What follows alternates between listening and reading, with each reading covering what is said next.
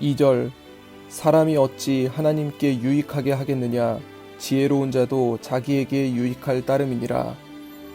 21절 너는 하나님과 화목하고 평안하라 그리하면 복이 내게 임하리라. 오늘 아침 이제 욥기 22장은 이제 욥과 그 친구들의 그 변론 이제 제 3차 토론입니다. 그래서 이제 세 번째 대만 사람 엘리바스가 먼저 또 얘기를 합니다.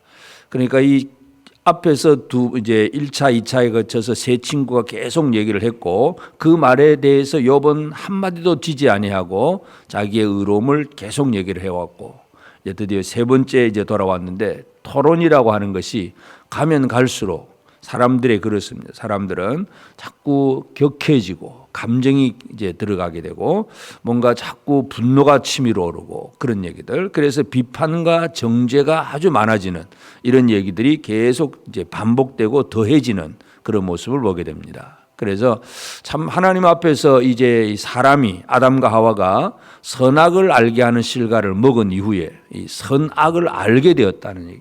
선악을 알고 나서 이제 아담과 하와가 수치를 서로 발견을 하고 무화과 나무로 치마를 해 입었다 그랬는데 결국은 이 선악과를 먹음으로 사람들은 뭔가를 알게 되는데 그 아는 것이 이제 하나님을 아는 지식이라고는 하긴 하지만 그 하나님을 아는 지식에도 한계가 있고 이제 더 눈이 밝아져서 알 수 있는 것은 사람들을 비판하고 정죄하는 그래서 다른 사람들의 그 허물을 많이 보게 되고 그렇다고 해서 자기 허물은 잘 드러내고 처음에 아담과 하와는 서로 치마를 입었다는 얘기는 서로 자기 허물도 다 알고 같이 옷을 입었다는 얘기인데 그런데 시대가 지날수록 사람들은 그렇지 못합니다. 남의 허물은 잘 보게 되고 자기 허물은 보이지 아니하고 그러니까 예수님께서 산상보훈에서 이 형제의 눈 속에 있는 티는 빼고 자기 눈에 있는 들보는 보지 못한다고 말씀합니다. 나의 허물은 못 보고 다른 사람의 조그마한 허물까지는 그냥 끄집어내서 그 사람이 틀렸다, 안 된다, 너는 못한다 늘 그런 비판과 정죄가 많습니다. 이 욥과 그 친구들과의 대화 속에서도 바로 이런 현상들을 계속 보게 되는데 이제 세 번째 토론에서 엘리바스가 하는 말들도 보면 이제는 아예 욥을 향해서 처음에는 그냥 악인이 그렇다 악인이 고난받는 사람은 뭔가 죄를 지었기 때문에 그럴 거야 하고 계속 그렇게 했는데 이제 22장에 와서 보면은 이제 욥이 어떤 죄를 지었느냐 하는 것 물론 그 당시에 이것은 모든 대부분의 부자들이 가난한 사람들을 학대하는 그런 현상에 대한 그런 이야기일 수도 있는데 욥에게 그걸 그대로 적용을 합니다. 그래서 5절에 보면 내 악이 크지 아니하냐 내 죄악이 끝이 없느니라. 욥이 악이 크고 끝이 없다 그러면서 까닭없이 형제를 볼모로 잡고 헐벗은 자의 의복을 벗기고 목마른 자에게 물을 마시게 하지 아니하고 줄인 자에게 음식을 주지 않고 또 권세 있는 자는 토지를 얻고 존귀한 적에 사는구나. 과부를 빈손으로 돌려보내고 고아의 팔을 꺾는구나. 계속해서 이 부자로서 욥이 큰 부자였으니까 부자로서 가난한 자를 억울하게 하고 학대하는 그런 죄를 지었다. 아예 이제 엘리바스는 욥이 이런 죄를 지었다고 하는 사실을 분명히 강조합니다. 물론 그것에 대한 증거는 하나도 없습니다. 그냥 그렇게만 말을만 하고 있는 것입니다. 비판하고 정죄하는 것.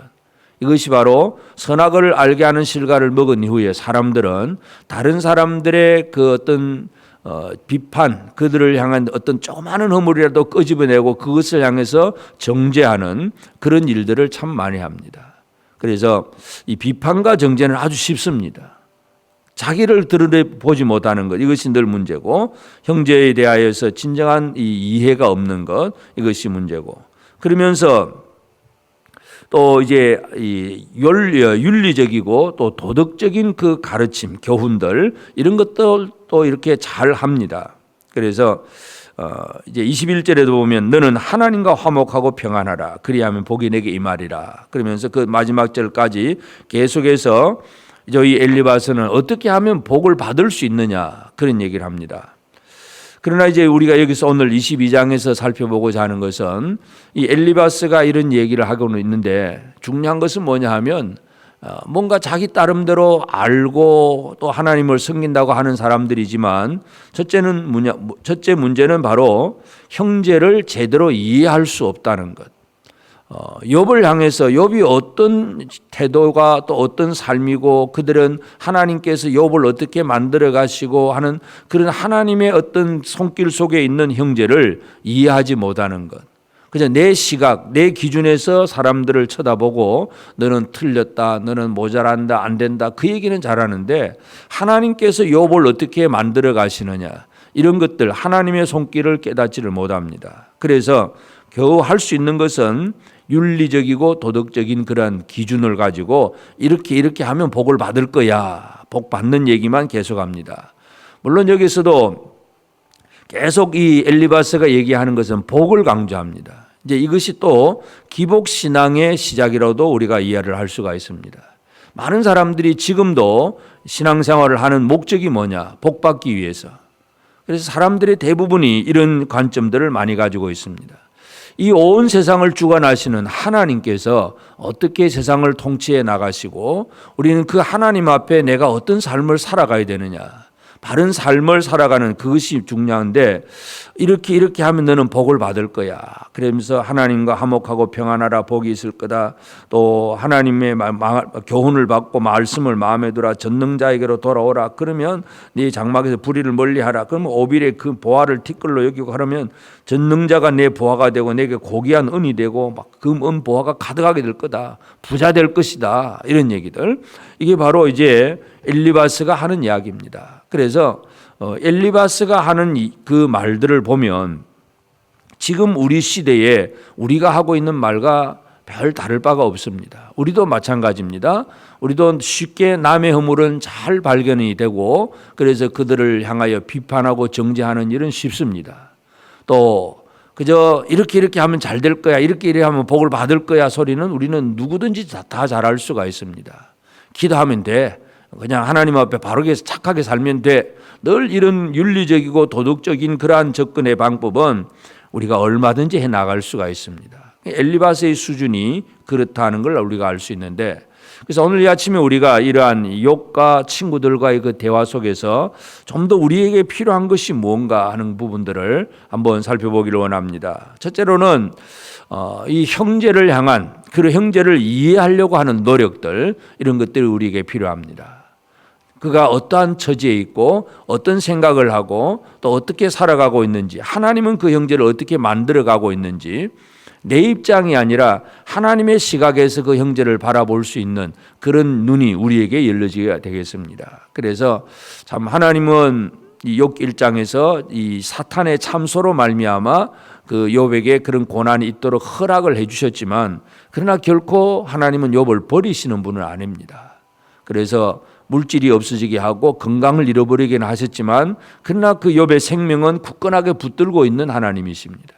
그래서 욥을 향한 하나님의 일하심 이런 것들을 발견할 수 있어야 되는데 그래서 오늘 우리는 첫째는 내 주변에 있는 우리 여러 형제들 이 형제들을 향해서 그냥 내 기준에서 너는 틀렸다 안 된다 못한다 이 잘못된 기준 이거 가지고 비판하고 정죄하기보다는 하나님께서 저 형제를 어떻게 이끌고 가시는가 제가 지금 예를 들어서 뭐 사업에 실패를 했다든지 질병이 있다든지 또 어떤 문제 속에 있다고 할지라도 참 물론 우리가 어떤 동정심은 물론 가질 수는 있겠지만 더 중요한 것은 하나님께서 저 형제를 어떻게 이끌고 가고 계시는가 하나님께서 어떤 목적을 가지고 가실까 거기에 대해서 우리가 좀 더 알려고 애를 쓰고 또 그 하나님의 입장에서 그 형제를 위해서 기도해 줄 수 있는 그런 우리가 되는 것이 중요합니다.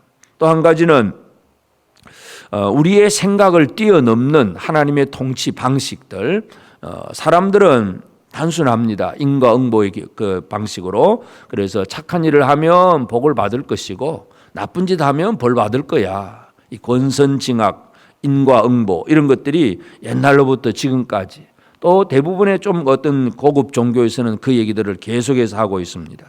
기독교는 물론 그것이 전혀 없는 것은 아닙니다. 분명히 하나님께서 복을 주실 것도 우리 신명기 28장 같은 데 보면 이렇게 하면 말씀대로 살면 복을 받을 거야 하는 것을 분명히 강조를 하긴 합니다. 그러나 하나님의 하시는 그 일들은 단순히 그런 일들 정도가 아닙니다. 하나님은 우리를 사랑하셔서, 죄인을 사랑하셔서 독생자를 내어 보내시고 그가 십자가에 죽기까지도 내버려 두시는 하나님이십니다. 그는 이 원수를 사랑하고 하나님과의 관계가 끊어진 자를 구원하기 위해서 아들까지도 내어 보내신 아버지의 사랑은 인간의 이해와 상식의 수준을 뛰어넘는 일입니다. 그런 일들은 사람의 생각을 가지고는 이해할 수 없습니다.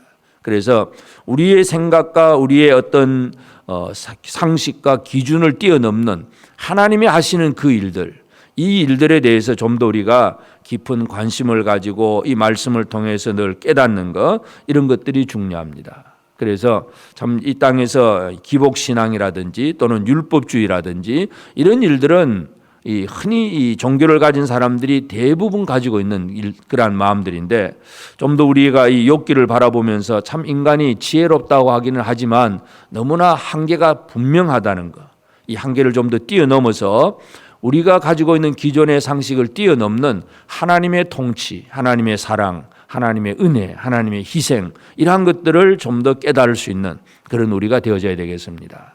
그래서 오늘 이 아침 우리가 기도해야 될 제목은 형제를 좀 더 잘 이해할 수 있는, 하나님께서 만들어 가시는 그 형제가 어떤 모습인가를 깨달을 수 있고, 그래서 쉽게 비판하고 정죄하기보다도 하나님의 손길이 어떻게 움직여 가시는가를 알고, 또 이 온 세상을 주관하시는 일, 단순한 어떤 윤리적인 도덕적인 기준 그 정도가 아니라 진짜 이 죄인을 사랑하고 구원하시는 하나님의 놀라운 은혜가 무엇인가를 깊이 깨달아 알 수 있는 진정한 지혜, 이런 것들이 우리에게 필요합니다. 그래서 오늘 우리는 욥과 그 친구들이 서로 토론하는 것이 전부 다 뭔가 자기 나름대로 지혜롭게 얘기하는 것 같지만 어떤 한계에 부딪혀 있다는 사실을 기억하면서 우리도 이런 한계에 부딪혀서 한계에 갇혀서 사는 사람이 아니라 좀 더 우리 안에 거하시는 성령으로 말미암아 지혜의 말씀을 가지고 하나님의 뜻을 더 많이 깨달아 알고 하나님의 그 뜻 가운데서 형제를 이해하며 살아갈 수 있는 복된 우리 모든 성도들 꼭 되어지기를 주의 이름으로 축복합니다. 기도하겠습니다. 이제 오늘 받은 말씀으로 함께 기도하겠습니다. 하나님, 하나님의 통치 속에 있는 형제를 내 관점이 아니라 하나님의 관점에서 보게 하시고 형제를 더욱 깊이 이해하며 말하게 하옵소서. 우리의 신앙이 기복신앙이나 율법주의로 흘러가지 않고 오직 은혜로 세상을 구속하시는 하나님의 구속사를 더욱 깊이 알게 하옵소서. 함께 기도하겠습니다.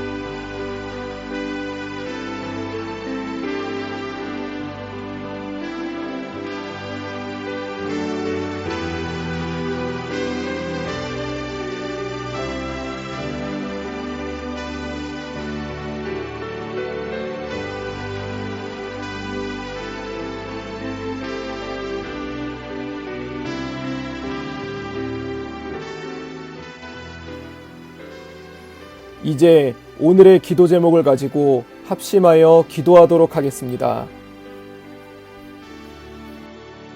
첫 번째 기도 제목입니다. 나라를 위해 기도합니다. 경제가 회복되어야 하는 것은 맞지만 물질 중심의 삶은 우리를 하나님의 뜻과 반대로 살아가게 합니다.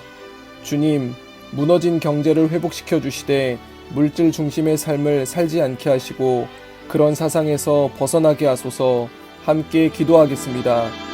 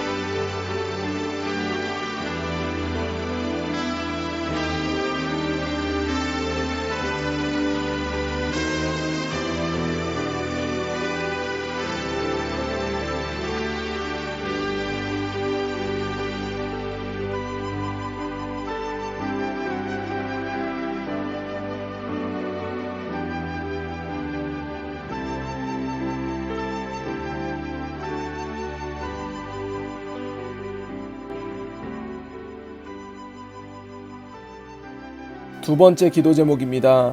교단의 교회를 위해 기도합니다. 코로나로 인해 국내뿐만 아니라 열방에 세워져 있는 교회들도 매우 어려운 형편에 놓여져 있습니다. 주님, 열방에 있는 교회들을 기억하여 주시고 특히 파라과이에 있는 교회를 돌봐주셔서 지금 처해 있는 어려움을 극복하게 하여 주소서. 함께 기도하겠습니다.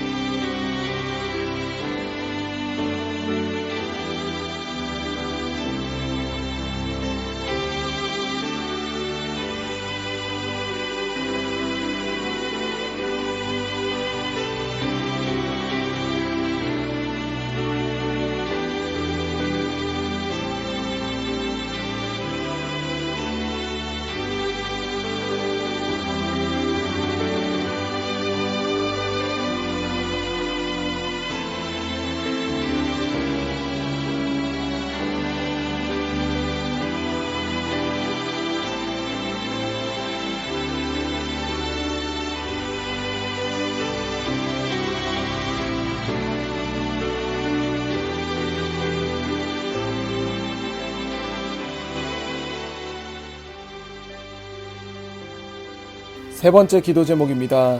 교단의 목회자들을 위해 기도합니다.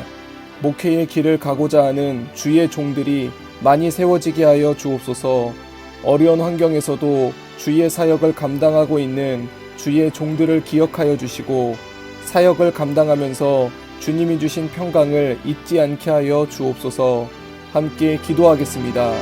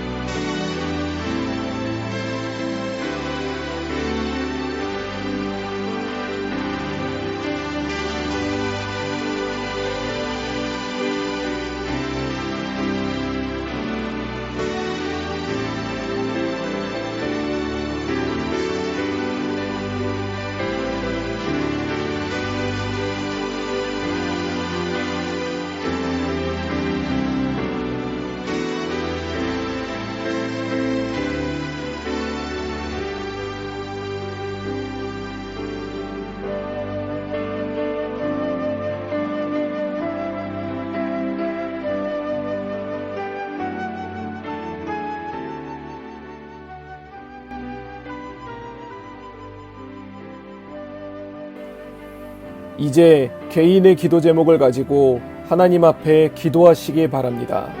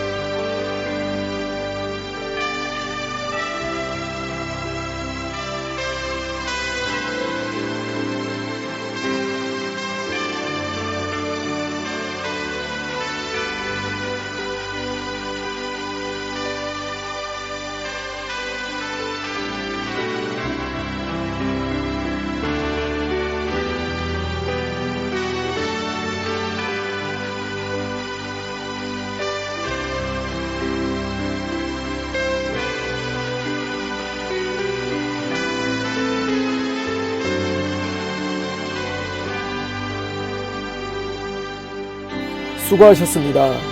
오늘도 하나님의 인도하심 가운데 승리의 하루를 보내시는 우리 재건부평교회 모든 성도님들이 되시기를 주님의 이름으로 축복합니다.